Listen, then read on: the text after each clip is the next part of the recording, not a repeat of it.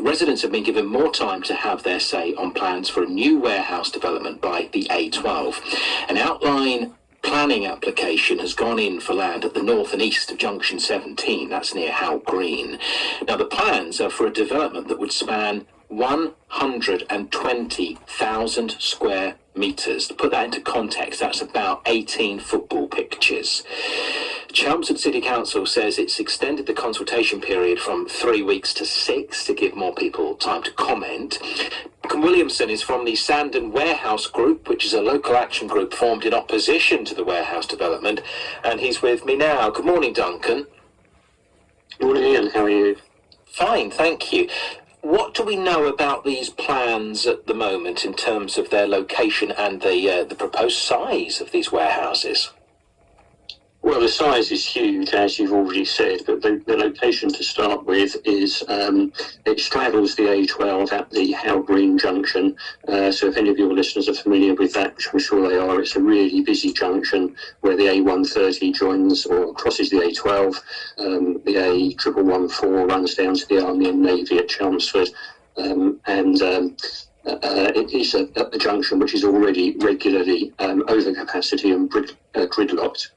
The development itself, you've said, is 120,000 square metres. To give that a bit more context, that is the size roughly of 3 Wembley stadiums. That's the size of the buildings which are proposed to be built. And there are a total of 9 warehouses shown on the plan as it's currently laid out. The biggest of those is over 45,000 square metres, so that in itself is bigger than Wembley Stadium. It is absolutely huge.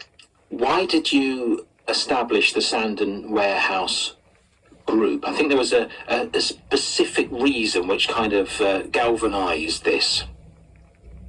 Well, it's the prospect of having a development of this size in this location, which we think is completely inappropriate. There are all sorts of issues which very quickly come to mind. Access and transport, and the effect on traffic is one. Damage to the environment, which would be absolutely catastrophic. It's open countryside and agricultural land, and that sort of damage would be irreversible.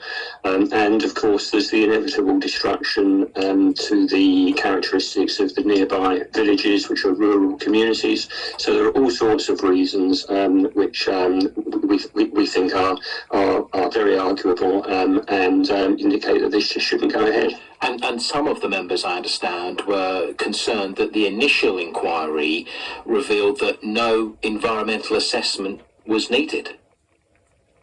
That's right. I think there's some technical planning issues around that, and I don't entirely understand why Chelmsford City Council came to that conclusion.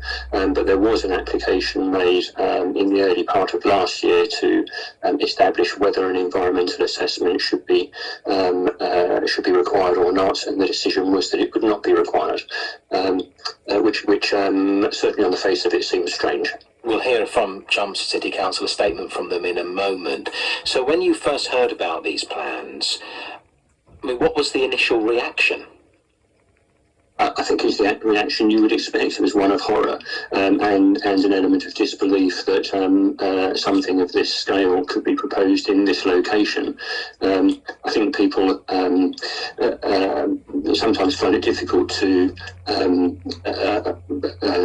envision what a development of this size would look like. So to give you another example, if I may, if anybody's familiar with the Amazon warehouse on the M1, just going up past Milton Keynes, which is right on the junction of the M1, so very, very visible. It's an enormous building, and these buildings are of that sort of size. So we were astonished and horrified when we first saw this proposal, and we're absolutely determined to do what we can to oppose it. And you highlighted earlier just some of the more general concerns about it. In terms of the local area, I mean, would there be many local residents impacted, or is it more to do with the aesthetics of it, the look of it, and the traffic in that particular area? All those are issues, but most certainly local residents will be impacted. The village of How Green is literally on the doorstep, and there will be a number of properties which directly overlook the proposed development site and would be absolutely devastated, frankly, if this were to go ahead.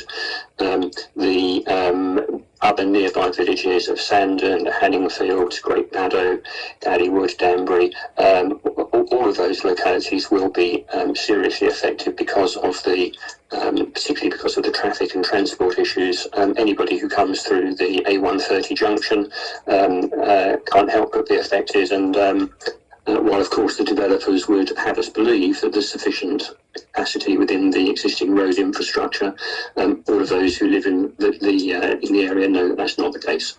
It'd bring a lot of jobs to the area, Duncan, I would imagine.